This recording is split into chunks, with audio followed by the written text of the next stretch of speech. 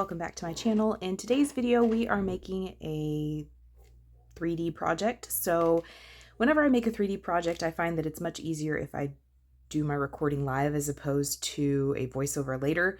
So I apologize if you hear barking dogs, screaming children. Don't worry, we're all okay.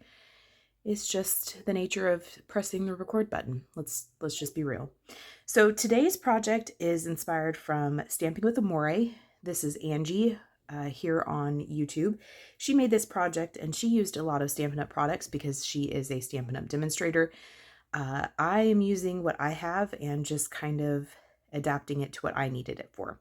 So I am making some Valentine's Day little treats today. These are little Hershey Nugget containers, and I am trying to use my paper. I've got gobs of designer series paper, and so I'm trying to use my pattern paper up. I purchased this off of Amazon. This is from DESECRAFT.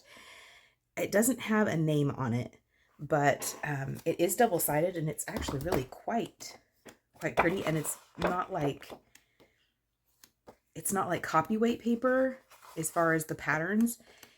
I would say it's probably around 80 pounds, maybe a little less, but it's really pretty. I am a sucker for this kind of pattern here. Where's the other one that I really like? This one. I am a sucker for like blue backgrounds with pink flowers. I'm not even like a huge fan of pink, but I'm a sucker for that. So anyways, enough jibber jabber. This is the paper pad I'm using. This is this little barcode-y thing. If you want to like take a screenshot of that and find it. Like I said, I did buy it off of Amazon, so there's that. All right, so this is a look at what we're making today. They are just cute little nugget holders. These are the little Hershey's Nuggets. Mine were just the, I don't even know, almond maybe. They're the silver wrapped ones, whatnot. And I made 3 different colors just because I'm not entirely sure who these are going to go to. And I figured boys didn't want pink. So, and probably we're not going to be huge fans of the florals. So anyway, granted, like kids are not going to really care. All they're going to want is the candy inside. So don't overthink it like I do. Then I used some sentiment banners dies to cut out the sentiments. I just trimmed off the ends because I had centered the sentiment inside. And I'll show you where that sentiment comes from.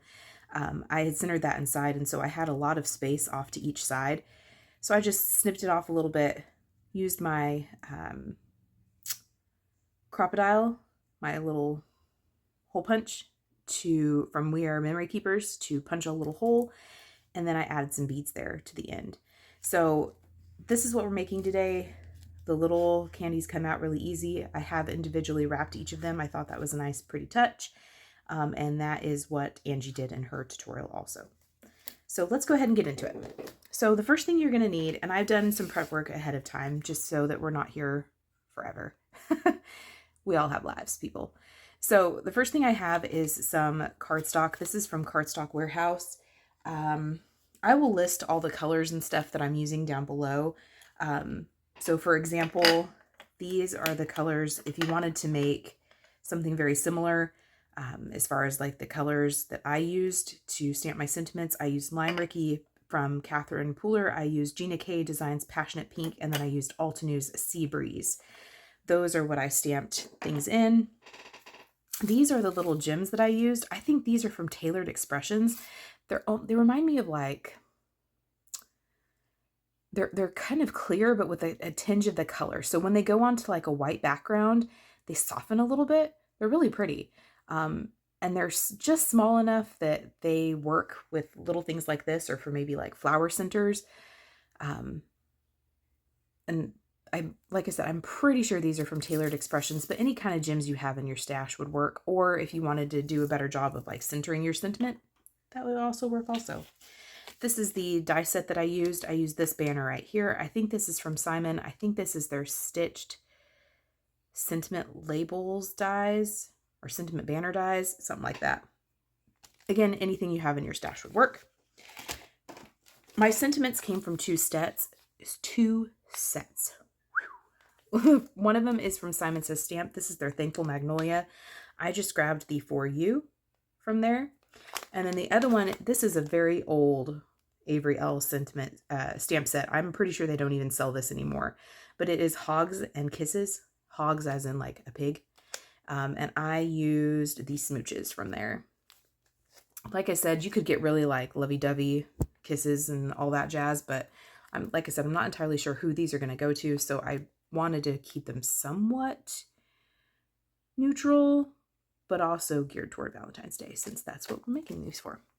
All right, so let's get into the actual nuts and bolts of this matter.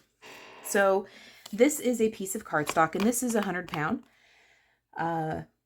You could probably get away with using something a little bit lighter weight, but I like to use 100 pound, 120 pound, especially when I'm making like card bases or a treat holder like this. I just feel like it makes it feel a little bit higher quality. So this cardstock measures 4 3/4 by 3. So again, that's 4 3/4 by 3. And then I have a couple of mats. So these are for the actual Hershey nuggets themselves. These are 1 by 3, and I have already attached some double-sided tape to the back of them. Once you get these inside the holder, they're not going to pop off, but I had done a bunch of prep work ahead of time. I made like 20 of these total. And so I did notice that my double-sided tape was kind of popping off on some of them. But once they're in the holder, they're snug. They're not going to come off. But you could also do like thicker double-sided tape if you wanted to. I was just trying to use my 1/8 inch score tape because I don't use that very often. So again, you'll need 2 of those. These are to wrap your nuggets. And again, those are 1 inch by 3. Remember, this was 4 3/4 by 3. To mat your holder, so the back of your holder, so this piece right here, that measures 3 by 1 7/8. So 3 by 1 7/8. Okay. And then you need another piece to mat this part right here. And that measures 1 7/8 by 7/8. Okay. I'm going to repeat that all one more time, just because I find that helpful when I'm watching a video, because I like to do my measurements as I go, because that helps me. So this piece is for your holder itself. This is 4 3/4 by 3. This is to mat the back of your holder. This is 3 by 1 7/8. This piece is to mat the front of your holder, this right here, and that is 7/8 tall by 1 7/8 long. Okay. These 2 pieces are going to go over your Hershey nuggets if you choose to do that. And these measure 1 by 3, and you will need 2 of those. Okay. This again is for your sentiment banners. You can use whatever you want. You don't even have to put the sentiment on there if you don't want to. You could just leave them as is without the little tag. That's absolutely fine. But this is just, this was stamped in the lime Rickey ink using those pearls I told you about a second ago. I have a length of just baker's twine. This is from Paper Studio. This measures about 7 inches. If you wanted to make it longer so that you could tie kind of like a better knot at the top, you could, I would probably make it about 9-ish inches, maybe just shy of that. But that's what I would suggest if you want to do the kind of tag topper that I have here. Okay, so let's go ahead and get into it. We're just going to do first things first and kind of do the easy stuff first. So I'm just going to take off the backers of each of these little strips here. These are going to go around our nuggets, if you remember. I'm going to remove the backers from that. I have a very squeaky chair. I do apologize. So if you'll notice, this is the flap, and it's just glued down just ever so slightly right here. I'm going to apply this paper. I'm going to try to keep it centered, but I'm going to apply it to where as I wrap around, it's keeping this tight. If I would do it this way, this is going to fly open. I hope that makes sense what I'm saying here. So I'll do it the right way on this one, and then I'll show you what I mean, and I'll do it the wrong way on the other one. So I'm just trying to center that as best as possible. I'm going to run this around, trying to keep it in the center, and then I'm going to make it meet in the middle. And I'm just kind of pressing as I go.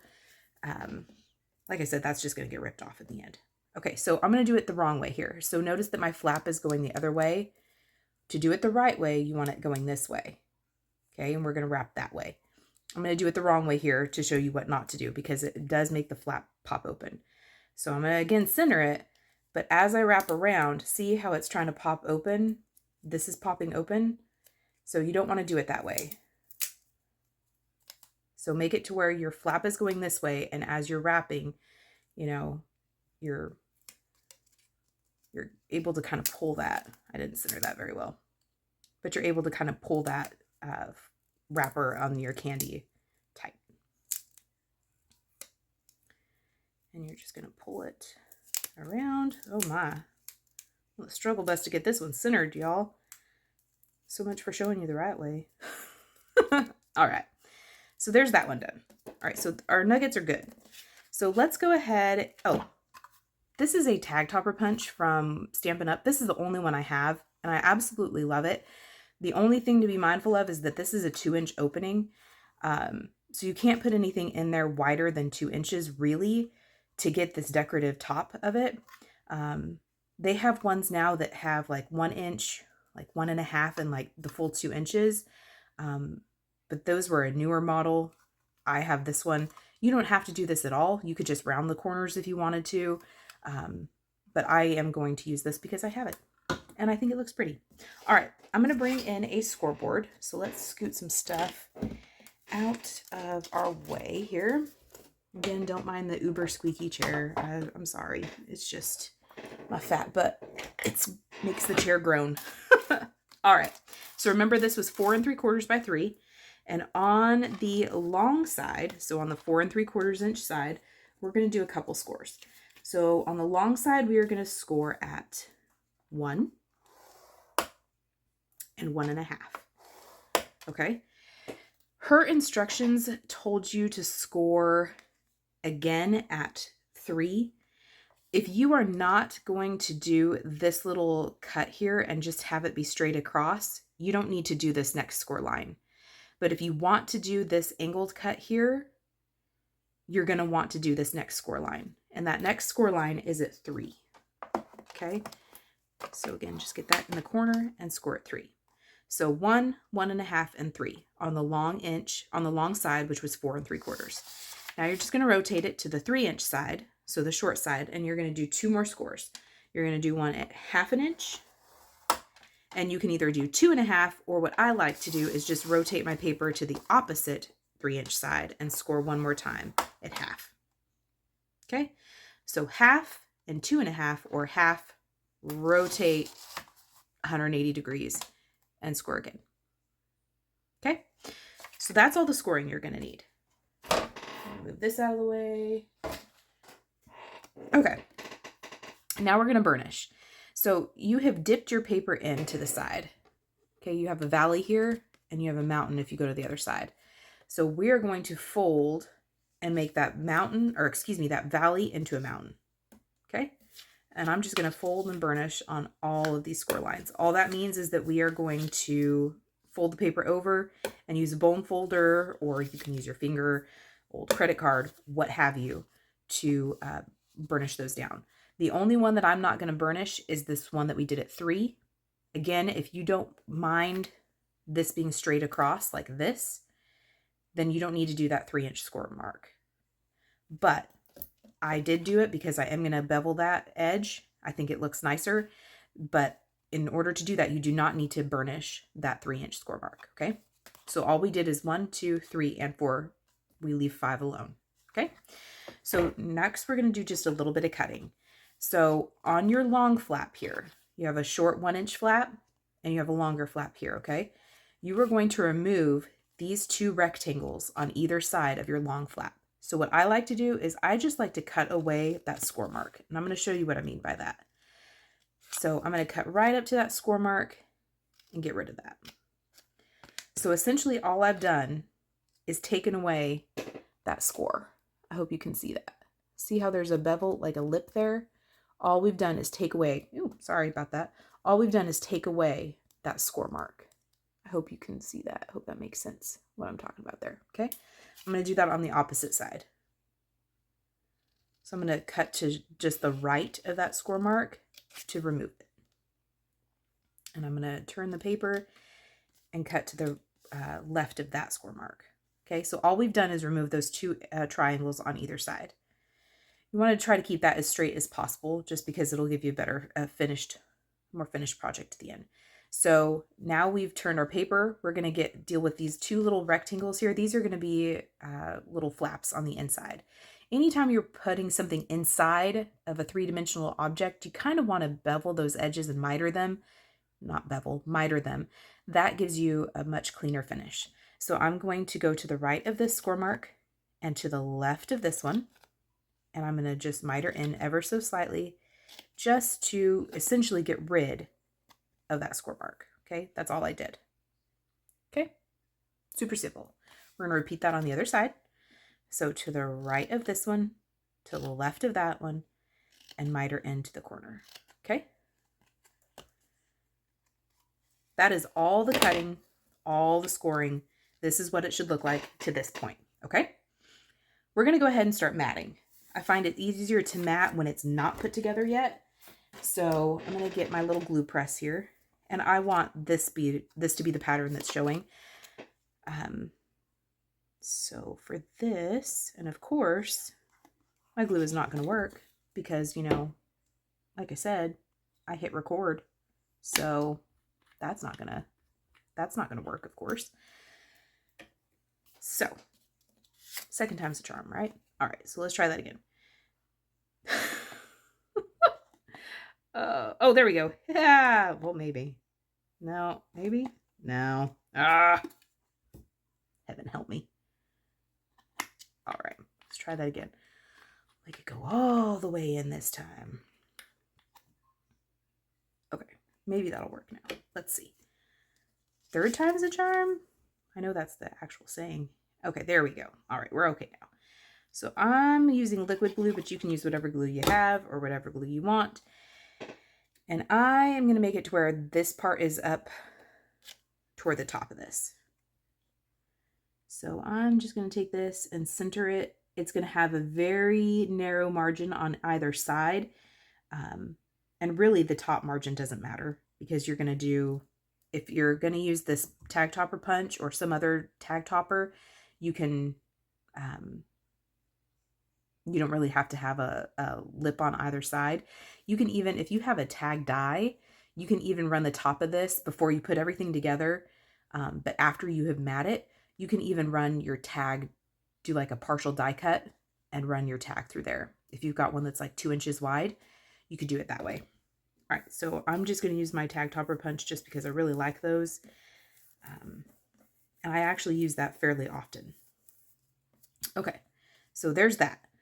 Now, if you had a directional paper, you would want to flip this up and realize that this loose edge here, not the edge that has the score mark, but this loose edge here is the top. So I don't have a paper that's directional just because I usually mess that up anyway. So it doesn't matter for me, but if it matters for you or it bothers you, make sure that you are flipping that up and you're paying attention to what direction this needs to go. All right, so that's all of our matting. So let's go ahead and do our tag topper part. So I like to do these from the back. You can obviously do it this way, but I like to do it from the back just to make sure that I have everything in there all the way. So I'm going to insert this all the way in, and I'm going to make sure that I have it centered from top to bottom and that I have it pushed all the way up to where my thumb is, okay? When I'm satisfied with how everything is looking, I'm going to go ahead and punch that.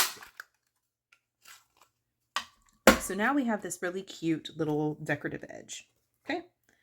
And this is what I was saying. It doesn't really matter what kind of border you have at the top per se, just because we were going to end up cutting that off. But if you're not using that punch, that may matter more to you. Okay, so let's go ahead and glue this bad boy together. So one of the things I discovered that worked better for me that Angie did not do in her video, but after I made like 20 of these, I found worked a lot better for me.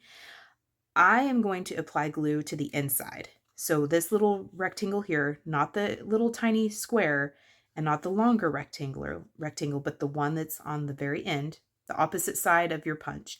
I'm going to apply glue here. Okay, I'm going to do that on both sides just because I'm lazy. I am going to bring this up. No, I'm going to do this. Okay, so I hope you can see what I'm trying to do here. It's difficult to explain. So I'm going to tuck this in, the little rectangle or the little square flap, and then I'm going to bring the longer flap. I hope I'm in camera. And I'm going to tuck that inside, okay? And then I'm going to make sure that this is flush with the back. And I'm going to show you why I did it that way as opposed to the other way. So if you can see inside, you don't see that little rectangle flap. Okay, so if I do it normal, that little rectangle flap is going to be inside there and it's going to catch. It'll catch on your nuggets. So by doing it this way, where you fold that in and then fold this one in and then fold that one around, you don't, oh, I did it wrong. I did it wrong. Okay, so fold this one in, the long rectangle, then fold in your tiny little flap, and then fold in the one that you put glue in. Okay, doing it that way, your nuggets will not catch on the inside of your box. It's all smooth. I don't know if you can see that, but it's all smooth. Like my nuggets are not going to catch on that. I did some of them that way, and then other ones I didn't. Let me see if this is one that I did that on. Nope, I didn't. I did that right. Okay. So this is where that little score mark comes into play if you care. So if you want to leave it like this, you can, but I liked the beveled edge, you know, the angled edge better. I thought that looked more finished. So all I'm going to do is I'm going to take my scissors and I'm going to bring this mark. I'm going to essentially connect my scissors. So I'm going to connect my scissors. That didn't even make no sense, people. I'm going to connect. I'm just going to cut a line from where this corner is to where that score mark is. And I'm going to repeat that over here. So boom, done. Okay. I just think that looks nicer, but if that edge doesn't bother you, don't worry about it. Final little thing, our 7-inch length of twine here. I'm going to fold it in half and I'm going to put my loop through the front of my box. Pull that through just a little bit. I'm going to open up that loop. I'm going to put the loose ends of my twine through and pull that tight-ish. And then I'm going to take one of those strings and put it through the hole of my little tag here. Let that fall all the way down. And I'm just going to tie a little knot at the top here. This is where I said you should probably make these a little bit longer than I did. And then I'm going to pull that toward the top.